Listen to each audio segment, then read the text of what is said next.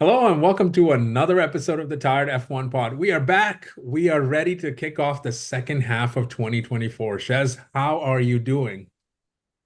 Excited. It's race week. I Oh, know. yeah. In today's episode, we'll do a little bit of looking at the preview of the next half of the season, the remaining 10 races that are on there. But before we do that, if you guys like what we're doing here, please subscribe, please like, please comment on here, and please do subscribe. We are hitting that magical 1,000 subscriber mark, and I know many of you are watching us. Do us a favor and hit that subscribe button if you will, and that would be a great help to us. Shez, let's get into it.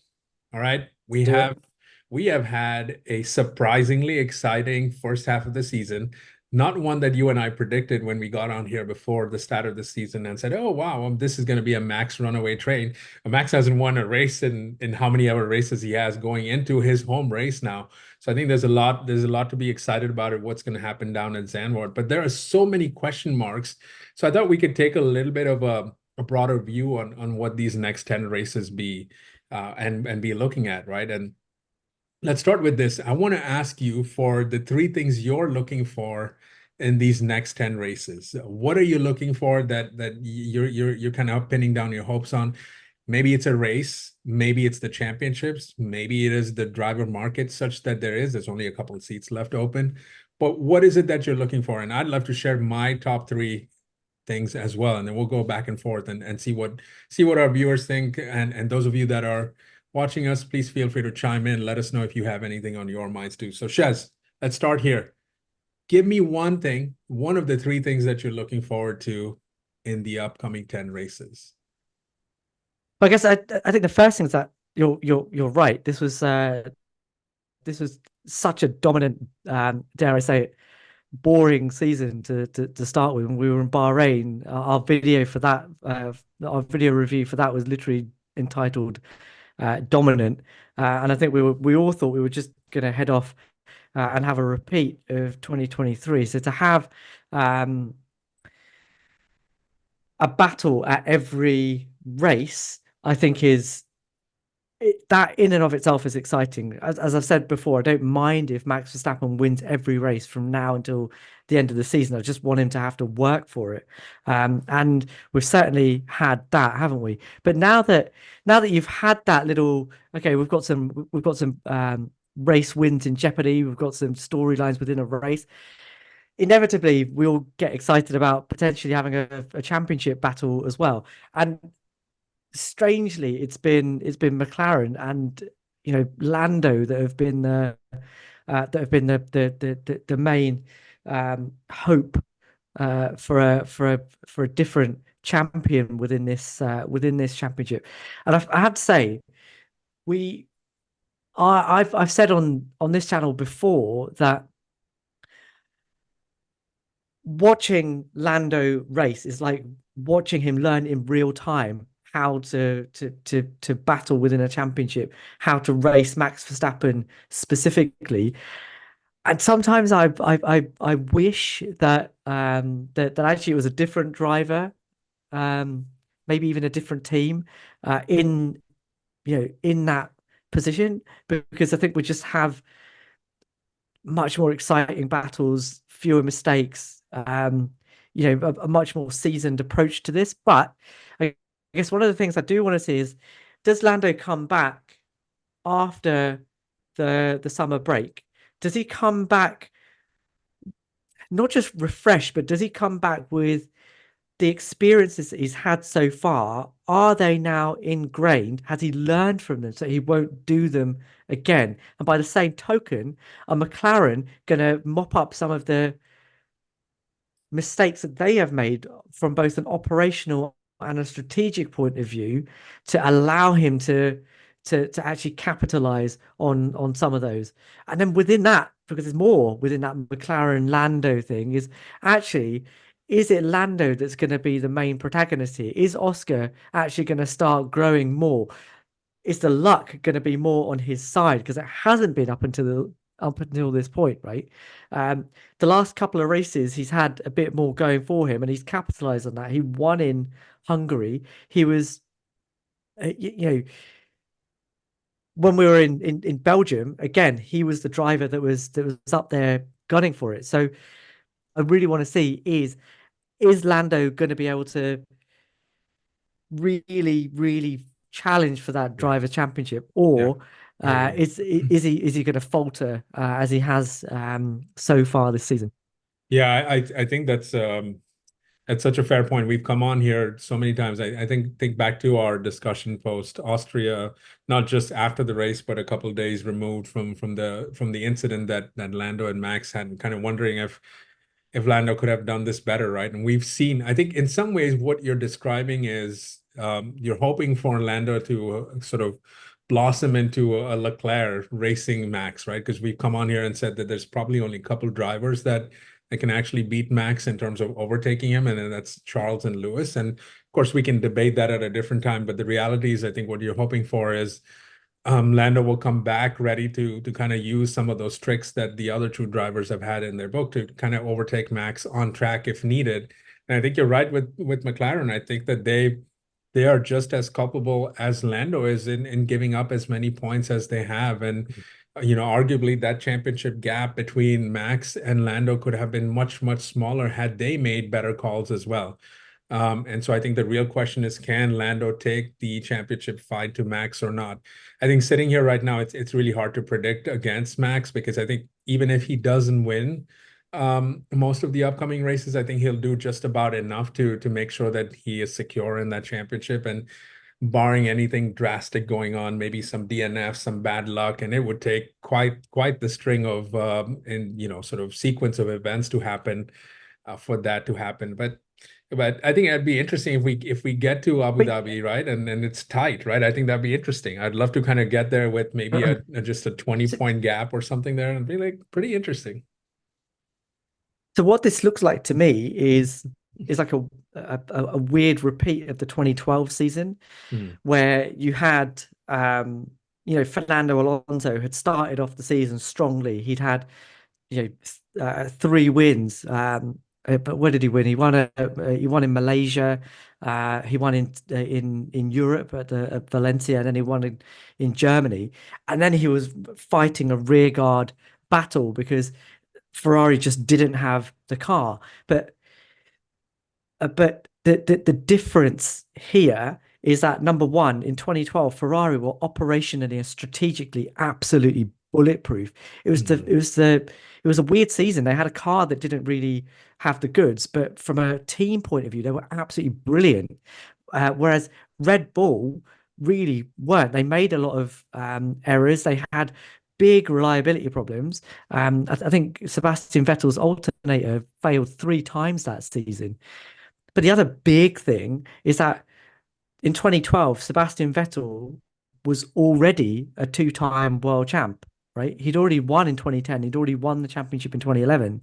So he knew what it took to win a championship within that team, in that car, in that type of car.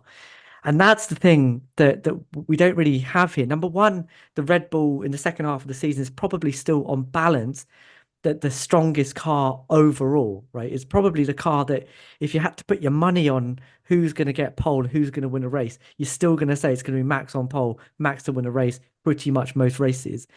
And second of all, Lando just doesn't have that steel in him. He keeps making the same mistakes. The first lap, first corner errors Yeah. that cost him really good grid positions. Well, squander really good grid Hmm. positions that he's had from qualifying, and that's where I think Max has the advantage, still has a big advantage. It's not like he's going to get outscored every single race Yeah. in the same way that Fernando was in 2012. Yeah, assuming they do well the rest of the way, I think McLaren are going to look back at these 3, 4 races right before the break and kind of kick themselves for not putting themselves in a better position.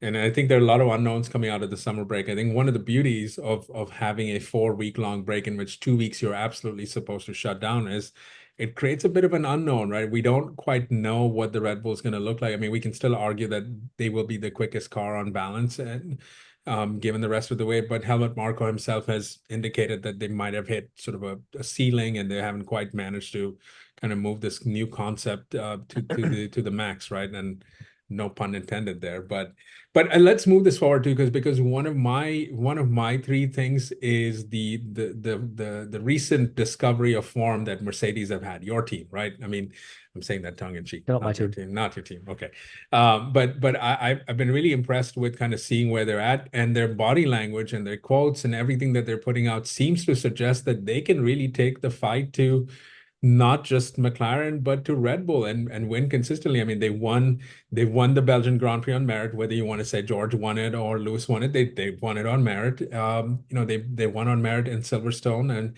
they won by a little bit of luck in Austria, but they've been there, and they've arguably been one of the top three teams and for most of the year. And so I'm looking forward to seeing if this recent form will continue or not, because they've made themselves known in the challenge for the championship. Not saying that Lewis has a chance here, but they could make things really interesting, and I'm looking forward to seeing them win at least a couple of races down the road, if not more.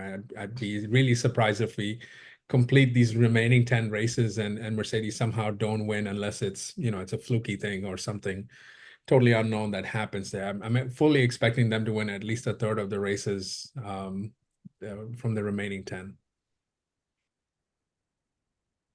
I think that the interesting thing from Mercedes' point of view, I think there's two questions here. The one, I heard a stat somewhere that said that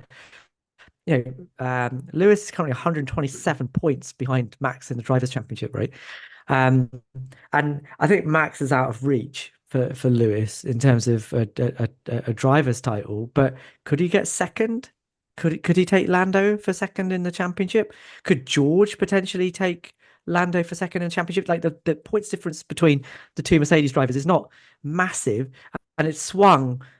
George has had a bunch of bad luck, hasn't he? I mean, you can go and watch our video about what we thought about George and Belgium and his disqualification, but he didn't make the car underweight at the end of the day, really. So it's not a massive difference between those two Yeah. drivers, but it then opens up a much bigger conversation about whether or not. And look, we have to think about this in terms of recency bias. Like Mercedes has done very well in the last 3 or 4 races, but a lot of the reason they have done is because McLaren have tripped up quite a few times, and Red Bull have been slipping a little bit. But the big question for me is, are we going to get to the end of this season and think, has Lewis made a big fat mistake in going to Ferrari? Oh, Like, you're would he gonna have open been? up that can of worms. That's great. Well, of course I am, because isn't that the question? Lewis is obviously plugging the party line and saying no. I still think the right thing for me to do is to go to Ferrari. I don't regret that decision. I'm looking forward to going there, and I still think that if you're going to look at this from a future proofing global point of view, you'd still bank on um, Ferrari being the better bet, just in terms of um, their like how they're structuring their team going forwards. But Mercedes' recent form and the way that they've got themselves back on the right trajectory does make you kind of go, oh, Lewis, if only you'd had a bit of a crystal ball for the middle of the season. Although, again, the reason that he went to Ferrari wasn't anything to do with the form that Mercedes showed, according to him and according to the team. So maybe from a sort of team perspective, where he sits within the team, it's still the right thing to do. Don't know. What do you think? Yeah, I mean, I agree with you. I think, look,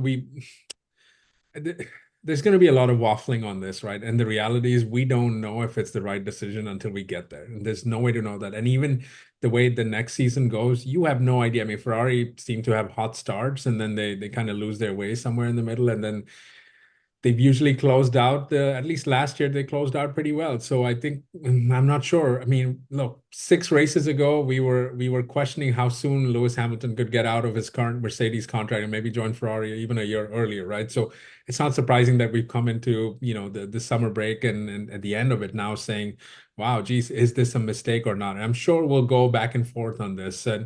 And I think that Lewis's decision, as he's made it, has nothing to do necessarily with the here and now, but it's more to do with his legacy, his mark on the sport, his desire to win with Ferrari, his desire to win that eighth and maybe that first with Ferrari, who haven't won since, 15 years ago now, actually longer than that. But, Yeah, it's the, more the, to the do with just problem that. the problem is though that allure of being the driver that brings Ferrari a title, it's a graveyard littered with massive names that have turned up at Ferrari, like thinking that they're going to do it. Fernando, Sebastian, you now Lewis is going there as well. Like how many more drivers, legacies and No, but I reputations mean, is it going to claim?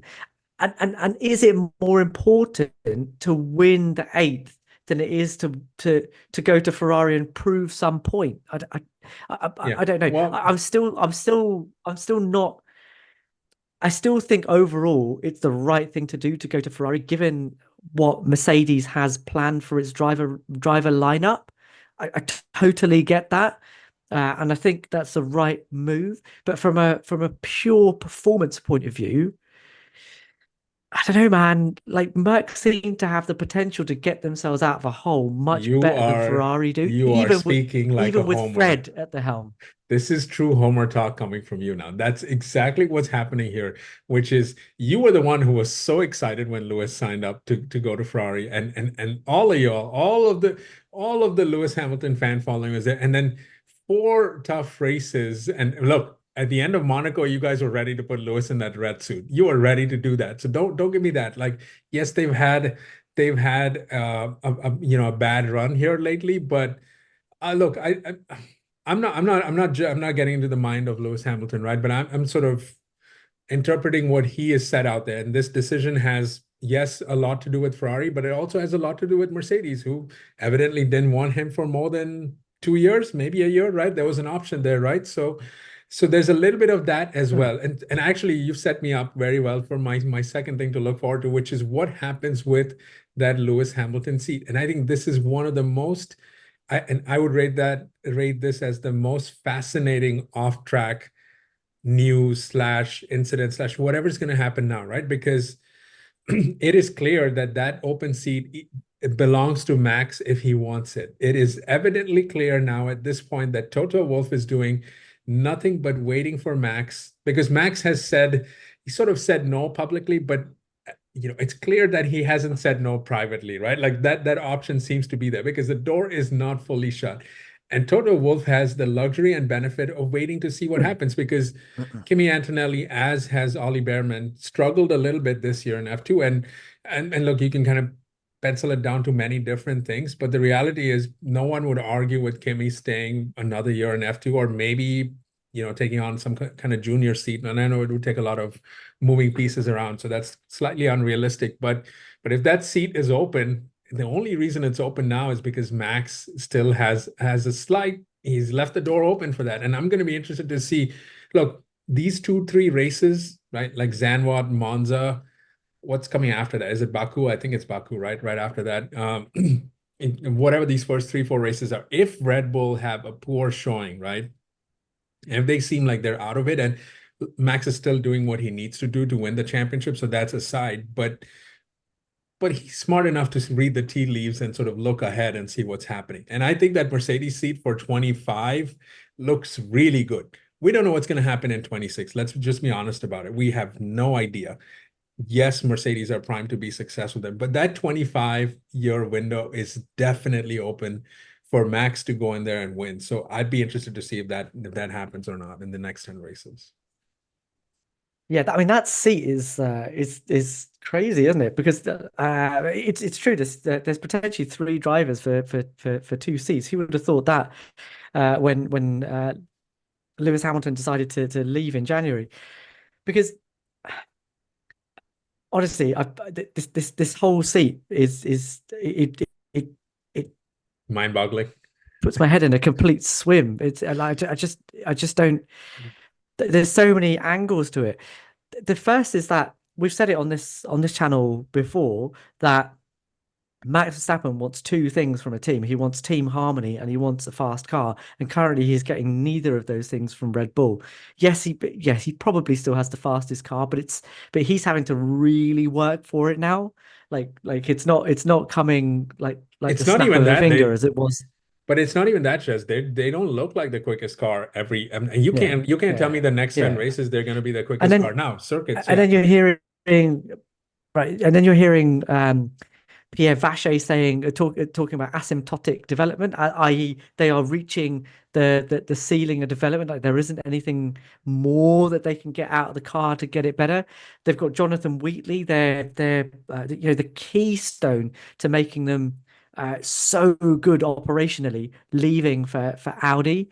Adrian Newey's already left and going out the door. That's going to be one of my top three things to talk about, of Ah, course. sneak freak. There you Um, and on top of that, you've still got this ongoing kind of Christian Horner versus Jos Verstappen versus Helmut Marko kind of thing in the background, where things aren't easy for them as a team. So again, I have to ask the question, like, what is it that's keeping Max Verstappen at Red Bull right now, other than he's been there his entire Formula One career and has some kind of loyalty to the team. But from a very superficial point of view, I can't see why he would stay. And if you're going to go to a team, Mercedes seems to be the team to go to. And if you want to go to a team that are gearing up for a brand spanking new rule change, you want to be there the year before they go into it to put your mark on the team. So 25 seems like a good time to do it. But then you hear that Kimi Antonelli's got a FP1 outing at Monza, I think. go. So Yeah, I mean, they're not giving up on him, and Antonelli might be having a bad F2 season or a well, not stellar F2 season, but he has won two races now. And actually, when they've put him in a Formula One car at Imola, he was incredible in the W13 of all cars. He was great. So when you put him in relevant machinery, he's good. When you start to look at his trajectory in F2, actually he's starting to get there as well. And we know that Toto doesn't want to lose him. But from the same angle, you've got George, a rookie F2 winner, a rookie F3 winner. This guy that is unbelievable on a Saturday and is start and has up until very recently been ahead of a seven-time world champion in the same car in the standings, third season in. This is who's already beaten him in their first season together. This is not an easy circle to square. I don't think, and I'm still not entirely sure who we're going to see in in the Mercedes, whether it's going to be a straight up shootout between Antonelli and George Russell for a 26 seat against Max Verstappen, or if Max is going to come in and Antonelli's going to have to serve another season, and then who knows what's going to happen to George? Is he going to go to Audi? Uh, oh, it's still got my head in a spin. I don't understand it. That seat is an absolute this mystery to would me. this would be pretty funny and in a not a good way for George Russell, right? If Max does end up at Mercedes, right? Because that effectively spells the end of George Russell's tenure there. Like he's done after 25. There's no other way out of it. Because Toto Why? Wolff is not What letting if George Kimi beats Anton. him? No, it's not going to be that. Like, I mean, look, Toto Wolff has come on the record and said one of his biggest mistakes, his regrets, has been to let Max Verstappen go. So you can't have Max on the team and then have the next guy that you think is going to be Max or Lewis or whatever incarnation of that and say that. And you would have to, okay, so George would have to absolutely dominate Max. And we can't sit up here. We've done this before. We can't sit up here and say that would absolutely, like, he would have to blow him out of the water. And we can argue about whether he would beat Max or not, but you cannot argue the fact that he would just wax Max Verstappen. It's just not going to happen. Like that's a scenario that's not going to happen. So if you're Toto Wolff, you could, on the one hand, you have a legend on your Uh, team, and on the other hand, you have the next driver who's going to take over from there. I don't even understand. That's okay, not but even just why like did why? Okay, but this is what I don't understand, right? Is that okay? George Russell may well have may well already be that next guy. Okay, he hasn't won a championship yet, but just look at what he has done in his junior career, right? Antonelli has won 4 Formula 4 Yeah, yeah, titles, yeah. right? George Yes. won F3 rookie I'm season, F2 rookie season, yes. right? In a championship that was in a season against really high caliber drivers. You could argue that Antonelli is in a strong field right now, but he is not doing a George Russell. Okay. So, so, I so I need to know look. where that assertion is that by having George in the car and not having Kimi, you're somehow losing some generational talent because I've not seen I the evidence cannot. just yet. I am not going to disagree with you on any of the evidence. There's nothing to argue in what you've said, right? I'm 100%. What I'm going off of is not that. What I'm going off of is what Toto Wolff himself is saying.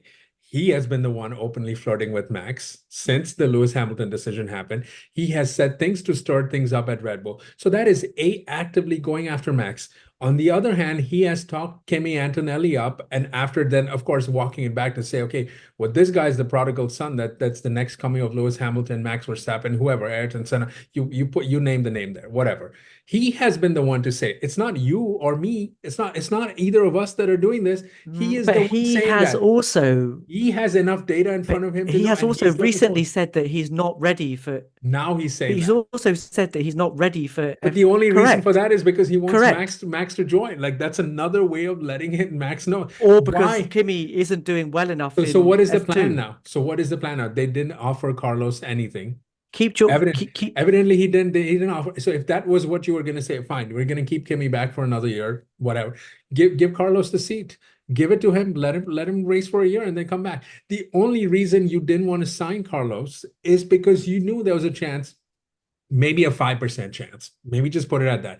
But there is that, and he's hanging his hat on it for a reason. And to me, if you're saying that, and then you're saying you have this next guy in Kimmy, it's not that George is bad. I'm not here to poop all over him. It's just that you have decided as the team principal that these are my two guys moving forward. That's the decision you made. I think Kimi is the backup right now. If they don't get Max, they're going to stick Kimi in the car, but it's not going to put George's position in jeopardy Well, unless in 2025 George gets absolutely walloped by Kimi Antonelli, or that Kimi shows that he's got such a, he's like Oscar Piastri against Lando Norris, that he's got such a high potential that they can't ignore it and they have to move George aside to bring Max Verstappen yeah, in. but Again, big assumption that Max is going to come to Mercedes, but correct. that I think is where Well, that's going to play if out. if Max says absolutely no, then it's over. There's nothing to think about. But the whole idea of this is the reason it's been hanging around, and we know this, right? Is that it's because Max has not closed the door completely, at least not behind closed doors right now, to use that pun. But it's not there. And of course, to me, it's a no-brainer. Like if you're gonna have Max come to your team, that's a game changer. And let's also talk about this, right? The commercial value that Max would bring with him is not anything that Kimi would bring with him right away. Sure, in a couple of years, he might be there. Maybe in a year, he might be there, but it's not going to happen right now. And I think there's the element of, look, see what's going to happen next year when Lewis Hamilton is in red. All the cameras, all the media, all the paparazzi, all of us will be zoomed in on the Ferrari garage, like through and through. We will be noting everything. And there's an element of that Mercedes needs to have kind of happen because they're having a seismic change in having Lewis Hamilton win or move on rather. And so that requires them to replace with no one else, but Max can command that. There's just absolutely no one else. So I can see why he wants to wait. What's your second thing then? Uh, so so my second thing's Adrian Newey. Like I know that you did a video talking about the unofficial news that Adrian Newey is going to Aston Martin, which has so far still not been confirmed by anybody from either Aston Martin or Ferrari. That's not Ferrari, Aston Martin or Red Bull. So there you go. I'm already Freudianing. But the intrigue for me there is I still don't really understand how Adrian Newey fits in to the technical structure that Aston Martin have got. It doesn't make sense to me. They've already recruited Enrico Cardile Cardile. from Ferrari as their as their chief technical officer, which is the role that Adrian Newey currently has at Red Bull, or did have until he decided to walk away and just deal with the RB17 road car. And then they have a technical director in Dan Fallows, who previously worked with or for, however you want to characterize it, Adrian Newey at Red Bull. So you already have a structured team. Now, no team is going to say, nah, I don't want to have Adrian Newey, and you're going to do everything you can to have Adrian Newey. And Lawrence Stroll is clearly trying to create some kind of massive super team. But where does that put the rest of the people, the rest of the personnel that you've already got there?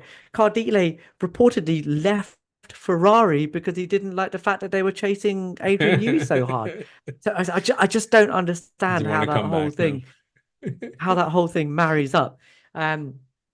We know that Newey has always wanted to work with Fernando Alonso, but did he really want to work with a 44-year-old Fernando Alonso? I mean, I don't know. Fernando must be rubbing his hands with anticipation, though, and we know that this announcement can't be made before September, according to some Red Bull staffing rules. So I don't know. Up until then, it is still conjecture. It just seems like this has suddenly become rock solid news. Although I still see some big holes within the thinking of him going there.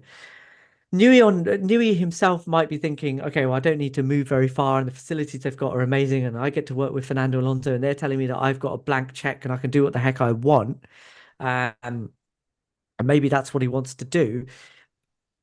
And on the flip side, we've already done a video, go check that out, about how Ferrari may well be letting Adrian Newey slip through their fingers, but whether or not that has that is a retrospective view, i.e., they've already lost him and they're now trying to say, look, we don't need him. Fred saying it's not about one person, it's about building an infrastructure. These are good things to say. But the fact that they lost Enrico Cardile, and you could argue that perhaps his development direction it has something to do with why Ferrari are in the trouble they're in at the moment, but I'm not sure I completely buy that. But the fact that they're having to recruit from within, but that they still have personnel coming over from other teams, both from Red Bull, from Mercedes, Loic Serra coming as the performance director, Chassis. All of these things are good things to hear from Ferrari, but really in the back of their minds, they're going to have wanted Adrian Newey. He's the big ticket item that for 2026, I think will have changed the game for them. Will have made, I think would have put all of the pieces that Fred is trying to put together, fit, click, do the thing that they need to do. Having Fred, sorry, Adrian Newey and Lewis Hamilton in John one Todd, place. Ross Brawn, yeah. Ooh, Yeah. mate, chef's kiss levels. Can I just say this? I mean, we have heard rumors about Fernando retiring again, right? Again, I say again, yeah, retiring. And so I don't know if that pairing with Newey will actually kind of like work out for any like sort of considerable time. Maybe, I don't know, what they overlap by a few months, if that, right? But look, I have not bought into this Newey going to Aston Martin news. I've maintained that from day one. I think that this is all smoke and mirror stuff. This is all PR stuff working out. Like, I mean, I don't want to, get into the mind of Adrian Newey, but really, this is how you want to end your career, going to Aston Martin? Like, that's what you want to do? Like, I don't know. Maybe he does, and maybe the money is a lot, and who's to say that's not a good thing, right? But I don't get the feeling, having read his book, having known a little bit about him, that this is kind of where he wants to end up with. I mean, I can agree with the fact that he maybe wants to have a more freer hand than any team will allow. But I think your point is correct. Like, if you go to Aston Martin, you're effectively now, if you're going to be the guy as an Adrian Newey, then what's the point of having Enrico Cardile? What's the point of having Dan Fallows? Like, what does that look like? Are those guys going to leave then shortly thereafter? Like, what's going to happen there? Because those guys left Red Bull. Well, Dan Fallows did to kind of run his own thing there. And whether or not that's worked out or not, that's a different thing. But so this is going to be a little bit of a game of musical chairs in that regard. And so I don't know. I mean, I have not bought into that yet. I'm not going to buy into it until it becomes official. I think this is a lot of conjecture in my opinion. And I think, for me personally, having kind of kept up with what Lawrence Stroll is trying to do, like this is all a ploy to kind of leverage his position and sell the team off eventually, which is what he's been trying to do in bits and pieces here for a while. So I have not bought into that per se. And I'll be shocked. Like, yes, okay, maybe he does want to work with Fernando Alonso, but to your point, at this stage, at this rate, and look at what Aston's going to have to do to kind of get ahead. Adrian Newey is a genius. There is nothing that we can take away from him, but you can't tell me that they're seriously going to leapfrog 3, 4 teams to become that dominant and kind of be there in any short order. So I don't know. I mean, I don't think that's out of the question. Like they have the infrastructure in terms of like they have the hardware to do it now, right? They've invested heavily in a new wind tunnel, in new facilities, and a new Sure. simulator, and they've invested heavily in personnel and staff as well. Look, It's a lot of the unknowns in elephant, 26, though. Yeah, the elephant in the room when it comes to Aston Martin, though, is that second driver. exactly. I just cannot. Again, Lance Stroll alongside You Fernando. Lance is doing well against Fernando right now, right? But I feel like Fernando's switched off. He's just decided this season is a bit It's of a over. write-off. Yeah, Like he just doesn't care anymore. Like genuinely, he just doesn't care can't anymore. blame him either. Yeah. And he's sitting there telling the team, "Look, we have to do better." Um, but I fundamentally cannot take a team seriously when they have the owner's son on a rolling contract, There you go. where it's up to him when he decides to call it a day when he's had enough. This is a driver, let's not forget, who is the same age as Max Verstappen, has been in Formula One for nigh on the same number of seasons, and has, I mean, what has he got to No, show no, for it? no Like, other driver not named Lance Stroll would get this opportunity. I mean, we can just say that. Like, there's nothing. Look, I mean, I will just defend this for a second. If I'm rich enough to own a team and my son can go race, I'm gonna do that too. No problem. There's no issue sure. with that in that regard, right? But you can't stand up here and tell me that Adrian Newey is looking forward to Fernando Alonso with the helping of Lance Stroll. Like that has got to be the weirdest combination there. Like, unless you really absolutely believe you can secure Max. And again, that is also still way up in the air. Like, I mean, even Max is smart enough to know. Again, Shez, we cannot overestimate how hard it is to get to the front and be competitive week in and out. Like this is not, it's not like, but let's put Ferrari aside for a second, put Red Bull aside because they're the ones losing personnel. Mercedes is formidable, and in the way they are, like you're not just going to show up if you're Aston Martin and leapfrog them just like that because they're right now, as we speak, miles away. All you're counting on is 2026 being a random toss up and then something working out for you. Like it's a gamble at best with everything that you can say there. But I mean, they have stuff, right? They have stuff, but so do 2026. the others. You're talking about 2026. They're going to have a Correct. Honda engine when it comes to Correct. that. But the way that I see that dynamic working is very much a Max Verstappen, Checo Perez kind of dynamic, where Fernando in an Adrian Newey car would be relishing it and would be getting, um, points, wins, podiums, whatever, and Lance would be doing nothing with it because he just can't get on top of the specific way that he needs to drive that car. And all that would result in is, because Lance Stroll has a big voice within that team, strong criticism. The car isn't to my liking. What is Adrian Newey doing? This car is an absolute disaster. It would all be put on him. That's the press that I think Adrian Newey is not going to tolerate. He's not going to sit there and have Lance bloody Stroll telling him that his car, his creation, isn't good enough because Lance Stroll can't get on top of it. Yeah, And, that's and just it. that for me is the main reason why I have a a big question mark over Aston Martin's commitment, despite all of the money and time they're putting into their organization. That chink in their armor is so glaring that you can't ignore it. Although I do think it's ironic, and I wonder if your third item on the checklist is going to be this: is are Red Bull guilty of the same thing with their second driver? It's not on my list, but I think they are. They're kind of guilty with it. But I can also, I mean, we've talked about this too, right? There's not much they can do at this point. They've put themselves in this position, not this year, last year, maybe even arguably before that too, right? They decided to bring Daniel Ricciardo back for some romantic reason where they really didn't have to do that. And that's like a Christian Horner pet project. That's the stuff that's really hurting them, because if they would have put another driver in there, maybe Liam Lawson, maybe someone else, maybe tried Liam Lawson for a year. Maybe if it doesn't work out, move on to the next. By the way, Red Bull are the team that have been cutthroat about it. They've made their name on the Mm. idea of chopping drivers off for non-performance. So that is a completely different, sort of thing. But I think you're right. I mean, look, again, getting back to the Newey thing, like this is why I cannot believe that he's legitimately thinking about that. Like the lore of working, yes, not having to move to Italy, I get it, like those kind of things. But I have to imagine that Ferrari would have been okay with some of that, given the world that we live in today, given everything that technology can do.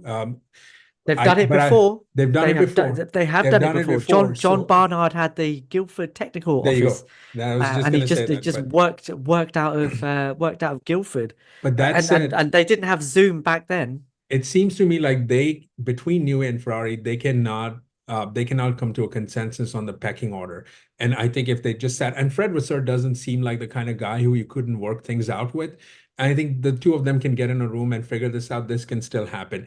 Money is no big deal. Ferrari can pay just that much. That's not the issue, right? So we'll wait to see. I might be wrong on this, but my instinct I tells me hope that you this are. is it's I still hope you are, because probably, it's either yeah. Ferrari or retirement. Like, why would you want to go there and do that, even if you're working from? And I don't think Newey's going to retire, right? Maybe he goes off and does I, something completely different, but Yeah, I mean, I do think Aston Martin would be a waste. it's a waste of time. Despite all the conjecture and everything that everybody's saying, I think it would be a waste of his talents ultimately. All Um, right. So let's but let's see. let's move on to your number three item. What is the third one you've got for us? What Oh are you wait, what are don't you you have looking a for? third one? I do, but I'm asking you, man. Oh man. All right. But, I mean, I can hit you You're with gonna it. make me My do a lot of editing now. I'm going to have to go back and watch this to edit. You love editing. Isn't that like your favorite job? No, it isn't. Absolutely not. All right. What do you Um, have? look, Tell us tell us your number three item. Uh, listen, my number three item is that esoteric item that nobody wants to talk about, and it is brake bias. He's just gonna be biased towards brakes. That's what he's gonna A do. asymmetrical braking, because and look, we're gonna break this down a bit more in a separate video, so just stay tuned. But my I'm suddenly like a I conspiracy cannot get you to let go of it, can I? like a dog with a bone. I wouldn't know what to do if I caught it. That's a quote from somewhere, isn't it? But it's look, it's intriguing. This has echoes of the 2019 technical directive and the non-disclosure agreement that Ferrari had to sign not to tell anyone um what they had to change on their car or what the FIA were accusing them of. Um but there's something here about that. Um I, I just find it so fascinating that we're now having a little bit of an argument about whether or not Red Bull have been caught by the other teams or if they've dropped off a pedestal. Like Max Verstappen won the first 7 races of the season and then has struggled to win any further races. Austria maybe he should have won, maybe, but uh, but it's been a struggle every single race. And he's talking about, oh, I've got chronic understeer, when he wasn't talking about that before. Yes, there's the argument that they've hit a particular ceiling of performance. But could it be that actually they've had a tool taken away from them? Maybe it wasn't, but maybe it wasn't even Red Bull. Maybe it was another team. Maybe McLaren suddenly unlocking that low speed prowess was because they had brake steer back on their car again for the first time since 1998. Who the hell knows? The FIA are sitting there going, nah, it's got nothing to do with that. We're future proofing for 2026. But why the heck would you put a brand spanking new rule in the 2024 regulations when you're going to write a new set of regs for 2026? Oh, I just don't get it. Make it make sense, Amar. Make Well, it my make simple sense. answer to you would have been why not? But I think you're a dog with a bone on this. I can't get you to let this go. So Can't let it go. let me rephrase this then. Do you think this will have an impact on the next 10 races, the remaining 10 races of this season, and if so, how?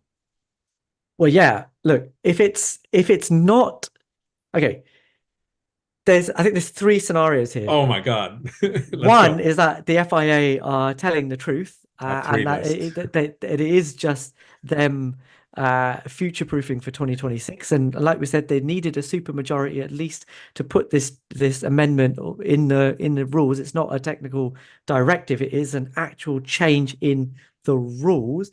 We'll go into this in a bit more detail in another video, so just stay tuned. But in which case it makes no difference. It makes no difference to the competitive order whatsoever. The second is that it was Red Bull. But if it was Red Bull, it sounds like they've probably taken it off their car already. So we're just going to have more of Red Bull struggling and the other teams coming at them. The third, more interesting one is, well, maybe it's not interesting given how it might make the rest of the season look, is that it was McLaren, and we have to sit and watch them drop back again, and Red Bull waltzing off to two championships, unopposed. So I don't know. It's either going to change nothing or it's going to be a massive change for the worse, I think. Yeah, I mean, I feel like the FI did this unnecessarily to sort of drop something in the middle of towards the end of the summer break to either just Why do create a it? bunch of stuff. Yeah, Why and do I it? don't, and it's really going to be hard to know exactly what their motives are. We've gone back and forth on this. We've started to, finger point, and I've heard others more strongly even accuse Red Bull of cheating, and I don't know. Like this is this is the I stuff to don't me I that don't I don't yeah, no, I know subscribe to that. we're not But suggesting that. Absolutely. whatever team did it, I don't think they were It's if I they don't were think they were using it cheating. perfectly, yeah. Exactly. They If they're managed to using the find a loophole, and correct, kudos to them yeah. for doing it. So it's not M- cheating. my instinct is to side with you, which is why I say this if this was not going to be an issue. But given how the FIA works, like I could see that just being a miscalculated move too, right? It could just be that but maybe they thought, oh yeah, this is like one of those what we call Friday afternoon late news filings, right? Where you just sort of tuck it in that Just in got a way nothing that better to no do. one, yeah, Yeah. exactly, no one's going to pay attention to it. We'll move on. Well, there'll be a new Monday, and then so on and so forth. So it could just be that. So I'm kind of with you. I have nothing to offer there other than we will probably find out relatively quickly if this was a factor or not, right? In the next 2, 3 races at most, if there's a big drop off by one of the, I don't know, you want to call top 3 teams now, which would be or maybe even 4. Let's put Ferrari in there too for a second and Mercedes too, even though They they do have a actually big they do have a big update but coming they will have an to update. Zandvoort, So, don't they? but So that's the problem. You wouldn't be able to say if it was the brake issue or the update issue. You couldn't say that. So that would take a still in the same whole position. nother Yeah. diagnosis. Yeah, agreed. Yeah, for me, what these next 10 races and my final thing, right, is this my big question for these next 10 races really is around Red Bull. And is this the end of an era, right? We Ooh. started this season with off-track news that was unsettling, that had a lot of conjecture, a lot of gossip. There's been an appeal process, and then there's been an appeal to the appeal process, and that seems to have been ruled in favor of Christian Horner or not in favor of the accused party. But at the center of all of this has been the personnel struggle that has been at Red Bull. And so I think at the center of all of this is not just the incident itself, right? But it's the power struggle. It's the departures of Adrian Newey, Jonathan Wheatley, right? And everyone else that's kind of gone behind the backgrounds. And I think the Jonathan Wheatley departure has sort of not been talked about a whole lot because he's going to Audi, right? But presumably he's not the only guy that's leaving. He's probably going to take some staff with him, whether it happens right away or over the course of time, right? And so then you add that, and then you add the Checo Perez drama to the mix. You add to the fact that there's Daniel Ricciardo who's in the waiting. They don't know what they're doing with Yuki Tsunoda. He seems to be in a weird purgatory. And then you have everything surrounding, the sort of the larger ownership battle that's been going on at Red Bull, and seems to be the Christian Horner side that's won out. Now, none of these things happen and with sort of no after effects, right? So I'm looking forward to seeing if there's an impact on Red Bull's racing form, and we'll find out relatively quickly, right? Because the word from them coming out of the break has been to lower expectations. Now, that could be a really smart way to kind of put all of this in. And it could be that Max comes out at Zandvoort and sort of smashes everybody. That is completely possible. And on the flip side, you could see them struggling. And let's just, if Ferrari have figured out their issues, presumably the likes of Ferrari, Mercedes, and McLaren there. And you can argue that Max at that point is fighting with 6 drivers with no help from Checo. And so that will be really interesting to see. And if these next 3 or 4 races do end up being not going Red Bull's way in any sort of legitimate form, right? Where they look like they're maybe not even, maybe Max is not even in the top 5, let alone Checo. I think that'll say a lot about it. And I think at that point, you can safely assume that this era of Red Bull is going to come to a close. And I'm afraid they're gonna be left finding answers everywhere. Like organizationally, they look like they're a bit haphazard here moving forward, outside of Christian Horner being up there, right? They've had all these personnel leaving, and if you're projecting ahead, right, there's gonna be more departures there. It's not just gonna stop here, right? And then the real question is, what are they without Max if Max leaves? If Max leaves, and we've talked about what Mercedes can do, what their situation will look like, who are they going to look out for? Who's going to want to go join them? I mean, are they going to be left with Daniel Ricciardo and Sergio Perez in 25 or maybe even 26?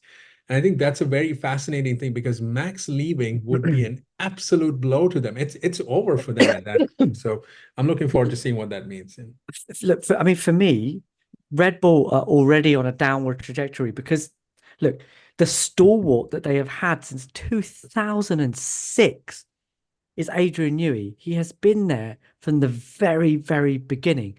The minute he isn't involved as much, you look at 2017 with, ironically, the RB13. 2017, the year that he stepped back to go and do like America's Cup and all that stuff, was the year that they dropped right off. Right, they were challenging, and then they had nothing in 2017. And then he had to come back and remedy it, and we had the high rate concept that he sort of pioneered so well towards the end of that rule set.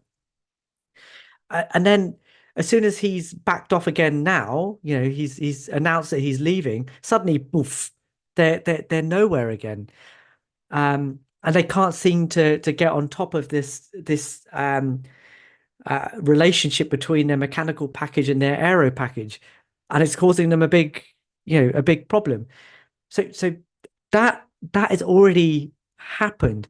Max leaving would be a consequence of that, right? And Max would be the last nail. But I can never say to you that a driver is the main performance enhancer of a team, right? Yes, he's probably the most, or they are the most important and the most important performance enhancing aspect of a car, but not of a team. Right. The reason that a team goes forward is because of the infrastructure they have, the personnel they have. And Adrian Newey is that silver bullet. He's the guy that can make these things happen. And the fact that he's not there calling the shots at Red Bull or sprinkling that gold dust and pointing the technical team in the right direction does not bode well for Red Bull in the future. Do I think that they're still going to be a top team? You know what? I actually don't know. They've talked up Pierre Vacher, a big game, but he's unproven really when he doesn't have that hand of Newey guiding him. And it's rare. I mean, momentum is a real big thing in these things, right? When the momentum is against you, it's really hard to fight that wave. You've been dominant, you've been winning for a while, and so these things go through natural cycles, and there's a little bit of pain that's inflicted. I think the question would be how long before. I think the ultimate question is if all of these things happen. I'm predicting a sort of a doom and gloom scenario, assuming Red Bull is going to have a tough time. But what ultimately happens to Christian Horner at the center of all of this, right? Because he is the big crux at the end of when all of the dust is settled, it's either him and whatever's left of Red Bull. And I think that'd be very interesting to see what happens there.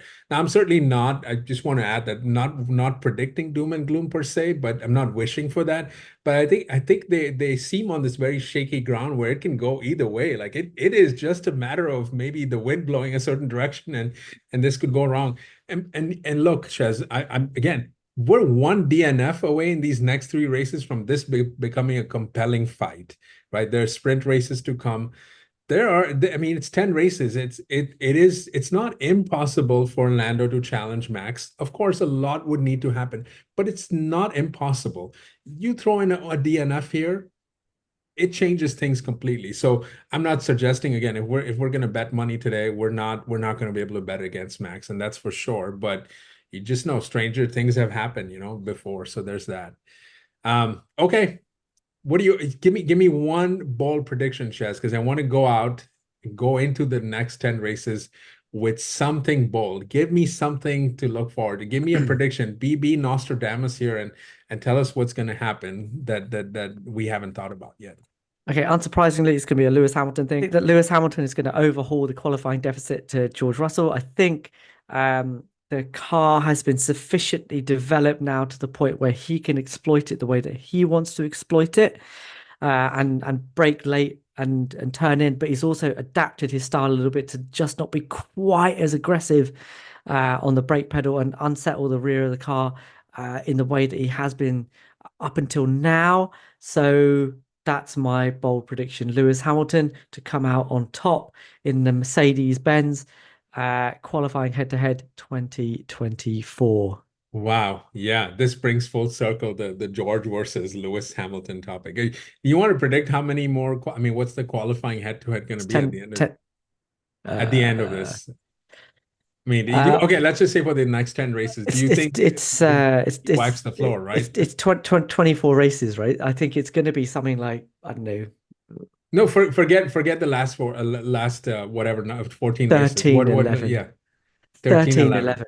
But so you're saying that effectively Lewis wipes the floor with George. These next 10 races, he's going like 6-4, or like even more than that, I mean like 7-3 or something like that. That's what you're saying. 70% of You heard it here. All right, so you heard it here. Lewis Hamilton is going to wipe the floor with George Russell before he heads off to redder pastures at Ferrari. That's the word there. My one bold prediction actually is related to Lewis Hamilton, but it is to the team he's going there. And I am predicting that Ferrari is going to secure number 2 in the constructors. I don't think they're going to beat Red Bull. And I think Leclerc is also going to secure number 2 in the Drivers' Championship. Yeah, and here's why. I need to lay into all of y'all in this F1 content sphere that have been pooping all over my guy Leclerc after I sided with Carlos earlier in the year, but that's neither here nor there. You guys have been pooping all over Charles, and it is frankly offensive. Shez, you should personally take offense because your guy is going to Ferrari next year, and these are things that are unbecoming of you as a Formula One fan, as a Lewis Hamilton fan, and a soon to be Tifosi, right? You should really be ashamed of yourself for doing this. Now, let me tell you this: Ferrari are going to bounce back in a good way this next 10 races. The first 3 races on the calendar are really, really favorable to Ferrari in terms of the car itself. And I have complete faith, some would argue, unearned faith, but I have complete faith in Fred Vasseur putting the pieces together to bring Ferrari to the front. Now, look, they have struggled tremendously for these last 3-4 races before the break, but it's also been very marginal. I mean, and we've known that now in this era of the ground effect rules and the coming towards a close of this particular rule set, the margins are really tight, right? A 10th here, a 10th there changes everything completely.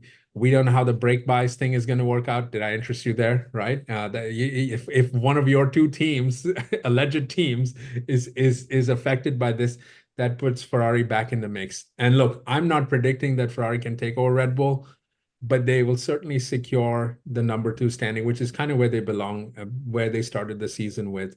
And I firmly believe that they're going to place themselves very nicely for 26.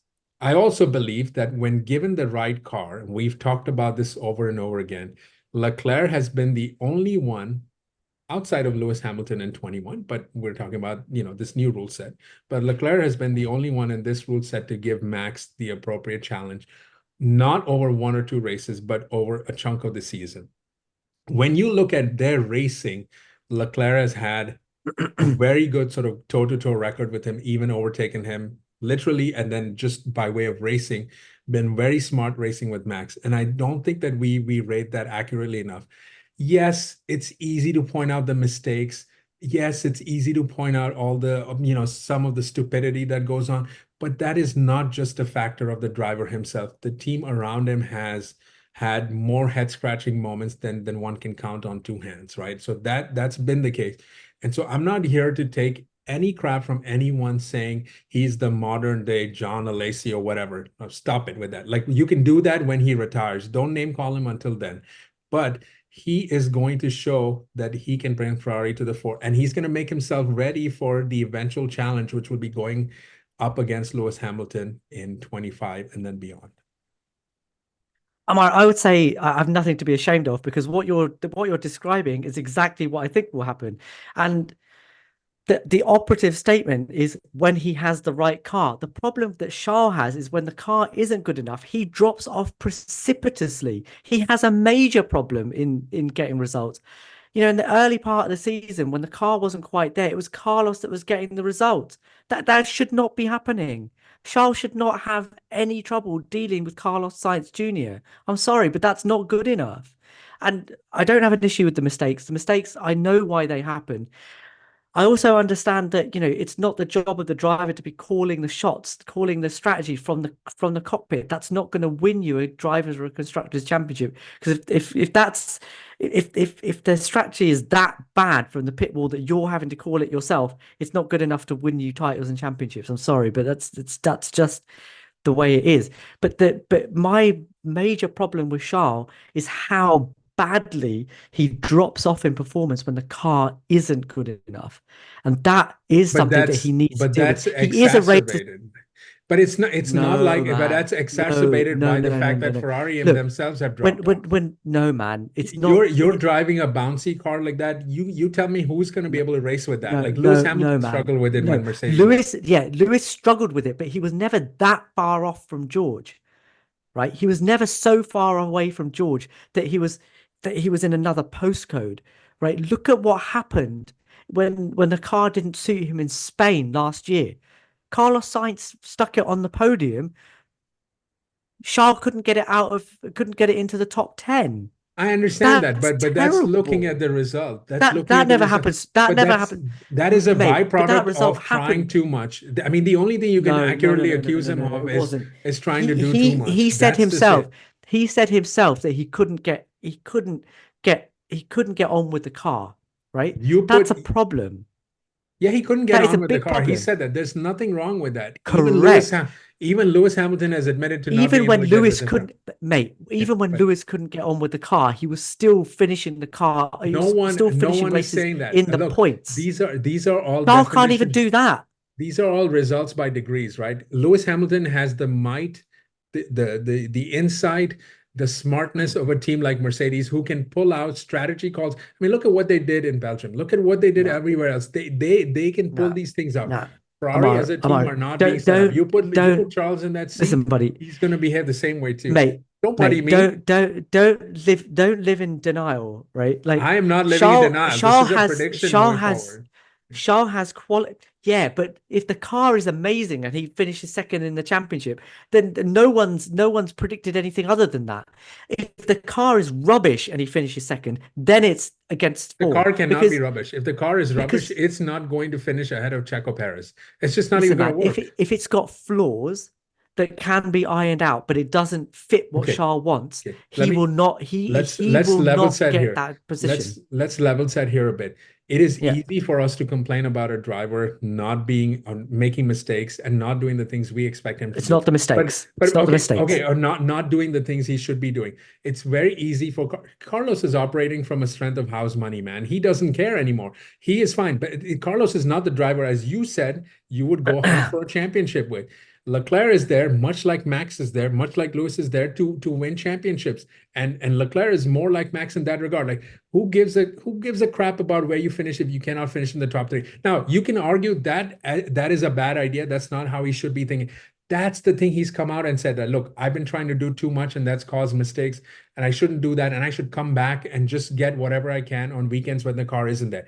That Not is the a different mistakes. thing. It's That, not the but it's not mistakes. it's not about mistakes. It's a factor of it. You're just looking at mistakes as I'm not. in I'm a not talking vacuum. about the You're looking mistakes. the whole reason he's in this funk is since Monaco, they have not been able to produce a car that can stay on the Correct. track. But they haven't been able to with a bouncy car. It doesn't matter. Now maybe stylistically Carlos is back to Carlos out qualifying him again. That's the problem, it right? works. It didn't work And in Carlos Belgium though, did should it? not. But it didn't Carlos work in should Belgium. not. It's a bit of a wash. It didn't work in Belgium, did it? Leclerc did really well to put the car on on pole. Yes, he was behind Max, but so was everybody half a second. He clearly beat the rest of them. Now you can argue he had newer tires, but he pulled that out.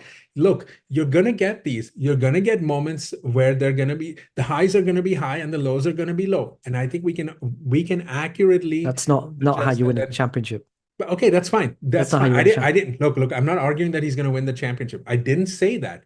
I It's not how didn't. you come second in a But I did. championship. Well, hang on. But I It's didn't not how say. you come second in But now you can't. So when you now have that's not how you come third this in the championship. It tight of doesn't. a field. Well, we've talked about the Amar, when mistakes you that have this Lando is tight of a also making. field, Like we're being not. consistent is the way that you. Look, the only person you can Yeah, say and I is going to agree. be I think again. I think So all three of those so guys. so there I there are think all flaws three of everywhere. those guys. There's Yeah, flaws yeah, everywhere. I agree. I think George Russell, Charles Leclerc, and Lando Norris all have major flaws. And what you're trying to do here is deny the fact that Charles Leclerc has a major flaw. It is a major I did not flaw say that. to drop off as badly as he does I when the did not car say isn't that. good enough. I did not say he does not have a flaw. I don't know if it's major or not. Again, look, It's costing Ferrari him as the positions, isn't team it? have we can say that Ferrari has instilled confidence in him by signing him to a long-term deal, but Ferrari has been crap as a team for a while. Like we can sit here, we can talk about everything that they did in 22. They literally screwed him out of race wins. Really, they've done that. So you can't just sit up here and pinpoint to, oh, he's doing this or he's doing that or he's not up to speed with the car. He's not up to that. When they have also equally ruined him in many ways. Like there is a little bit of PTSD from the way Ferrari have been doing things. And yes, things are better under Fred Vasseur, but we also saw this year where they have made strategy bonehead calls after bonehead. Like Canada comes to mind where they could have easily overruled it. They just didn't have it in them. And so they have also been playing an equal role in all of this. Amar, I agree with you. he is part and parcel Here's what I'll within give that. you. Like saying, like agreeing to go into intermediate tires in Silverstone when he was surging his way up the grid. Was Correct. that a smart thing to do? Absolutely. I mean, again, when Whose your call was car, that? it's not only that when you have been at the front competing for a championship in as early as 2022, whatever it was, like for the 7 races or 10 races that they were really in it, and then you have a fall off, it messes with a driver's psyche. Now, look, I'm not sitting up here and saying Charles Leclerc is going to be the next Amar, world champion in 26. I'm not arguing that. All I'm saying is you cannot poop all over him because he has just not Amar. had the right car with it. Okay, And Carlos is playing with home house money. He does not have okay, anything to worry about. So there's naturally that if Carlos was in the team, this would have been, and you've yeah, argued this so many times as well, right? Go ahead. What do you yeah, say? yeah, yeah. Listen, I agree with that, but Amar, the problem here is not about the mistakes. It's not about the strategy calls. It's about pace. He loses pace when the car isn't good enough, Okay. right? Massively loses Fair enough. pace. Fair enough. Whereas George Russell doesn't lose that pace. Lando Norris doesn't lose that pace. Lewis What do you Hamilton mean? loses a bit of pace, but not to the point where he's absolutely But demolished we are by his talking about teammate. Oscar overtaking Lando right now. What are you talking about? Like that's losing. Again, Has so what? Oscar out qualified Lando Norris in the past 5 races? Has what? Has Oscar Piastri out qualified Lando Norris in the past 5 I'm races? not sure, but he's won Once, a race, no? once, Okay, so once. what? But this is what I mean. The fundamental thing that a Formula One driver needs to have is pace. That's the thing that defines Charles Leclerc. When he doesn't have the car, he has no pace, and that is a major problem that needs to be rectified. There has to be a way for And him to be what able to I'm saying, handle a car that he doesn't like yeah, and able to still handle a be able bouncing to get a car, result. able to handle a bouncing car. Lewis was able to do it for Mm, Lewis was able to do it for 2 seasons. In yeah, fact, but to the what were point where they he beat his scoring? teammate in 2023. Okay, but what were they at? He came third in the championship in 2023, man. That's because Ferrari fell off the rails completely.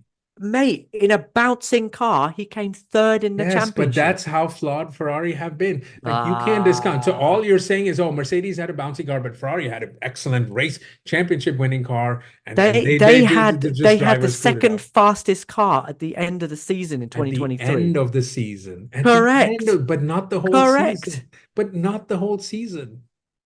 Mate, they had a faster car fundamentally through most of They had, 2023. but okay, all right. We can keep going back and forth. What I was trying to say is this is a prediction for the future. What you're going back is to the past. And so we'll come back at the end of this year and we'll debrief on this But and it's a see if I was flawed, wrong. it's a flawed prediction Okay, in it that is if the my car is no, no, if no, no, it's no. Wait, wait, good, wait. Let me back you up here. Let me back you up here. sure. It is my prediction. It is not about flawed or not. Predictions are prediction. It's not about being flawed or not. We'll come back at the end of the year because you don't get to qualify and say, oh yeah, your prediction was right because Ferrari magically made the car better. Okay, That is what I'm going to say. everything, no, you can't do that. Everything goes well. Of course I can. If you're gonna discount Charles's win for Ferrari making amends, then you have to discount his mistakes, errors, whatever you want to call that, when they're flawed. It works both ways. If we can't I've agree told on you that, then we can't. it's not It's about not. mistakes. It's It's about pace. If he okay. has pace in a car that Let me isn't to his rephrase. liking, I think I think Let then me he deserves that. Let me rephrase. It's same thing. My point is the same. You can't say he doesn't have pace when Ferrari stinks as a car, and then turn around and say, well, yeah, he's only winning because Ferrari is having good pace. It can't be both things. I can if his If you're teammate is downhill, beating him. it's only beating him in the margins. Like it's not you're talking like Charles came 16th, and this is not the difference But that's between Checo and exactly Max. that is exactly what did happen No, in it didn't. Spain. It didn't. In one race. One race. People are not allowed to have bad races. One Oh. race. One race. Give me more. But and if you're going to do that, what about Belgium then? What about Belgium? Belgium, he was on the podium. Put it Okay, on pole. congratulations. So okay. So we're just going to pick One selective swallow does facts. not make a summer. Ah, there you go. So then same thing applies for Spain. Absolutely correct. You said my mind. If it applies for Spain, the same I logic applies for Belgium. That's all I'm saying. Be I am fair, I am man. Be fair. If you're going to happy. be critical, I'm be happy to fair. see where this goes. Be critical. Look, fundamentally, I want Charles Leclerc to do well. I think for me, he Ah, after there you Max and go. Lewis, Gotcha. not No, really. I'm kidding. Okay. After Max and Lewis, he's a guy that I think has After the Max most. and Lewis. Okay. He's the most exciting, the fastest, the most complete driver out there. But he has got this flaw, and it's unfair and disingenuous for us to say that it is not there and to not call it out when we see it. I don't believe we can sit in our bedrooms and call anyone, any Formula What One else are we? driver out for What any. else? No, no, What no. else are we? What else It's are we not. doing? It's not there. This flaw thing, this flaw business is targeting one person only for that. We don't call anyone out on any kind of flaw like that. I've yet to see Lewis Hamilton be called out for anything thus far. So I call we can't George do that. Russell out for We his can't. mistakes for his mistakes under pressure all the time. I call out Lando Norris all the time. This is all part and It's parcel a flaw, of our yes, critique. but nobody's saying it's a flaw, but it's not a flaw that cannot be overcome. Like everyone's But talking about it like as if just like, oh my God, like this is gonna that's be. what I need to see him do. I've Ah, not okay. seen him All do right. it, But that's what I and said. You're gonna I see. have. But that's what I said. You're gonna see him do for the next 10 races. Look, this started off by me saying this is a prediction for the next 10 races. You're gonna see that. You also said if the car is good enough. You said that.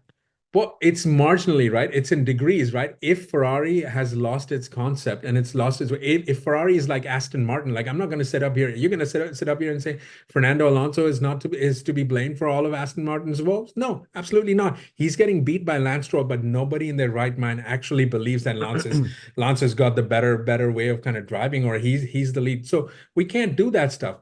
If Ferrari has a competitive car and has gotten over its genuine issues, which has been proven both empirically and by fact, in that they've had this huge drop off. Like this is not conjecture. This is not opinion. This is not my way of discounting anything.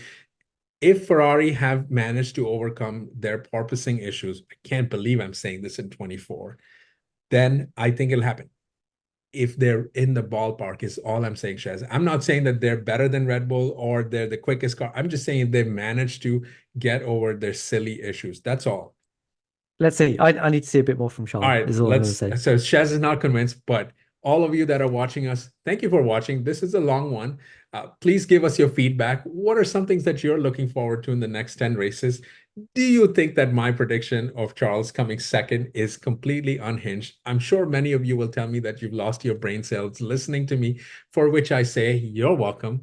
But as always, please like, please subscribe, please comment. We read every comment. We try to reply to as many of those, and we will see you in the next one.